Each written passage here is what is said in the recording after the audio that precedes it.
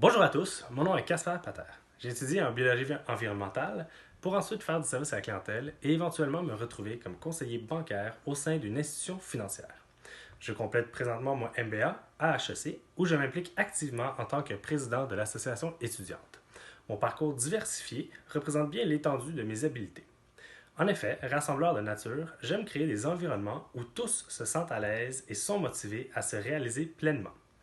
Ma capacité relationnelle, notamment mon empathie et ma capacité d'écoute, me permettent de bien comprendre non seulement les objectifs de chacun, mais aussi ses habiletés et ses limitations. Un leader doit être capable de bien écouter son équipe, parce qu'il doit savoir comment motiver chaque individu. Il faut posséder cette intelligence émotionnelle qui permet de bien lire les personnes pour savoir comment jouer le rôle de support qui leur permettra d'accomplir leur plein potentiel. Un bon leader doit aussi être capable de suivre son combat éthique en tout temps. En entreprise, il arrive souvent que des décisions posant des dilemmes moraux se présentent et un leader a le courage de prendre la décision difficile mais juste.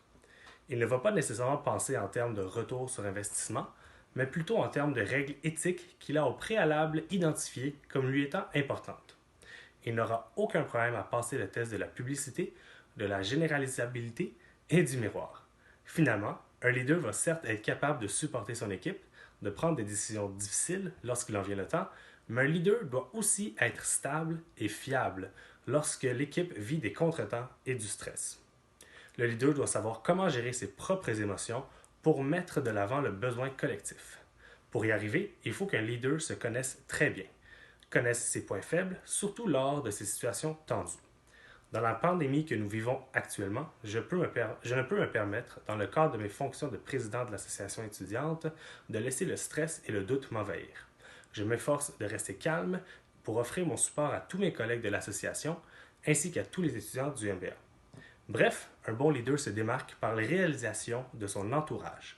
Il est ainsi normal qu'un bon leader ne reçoive pas les éloges pour un travail accompli.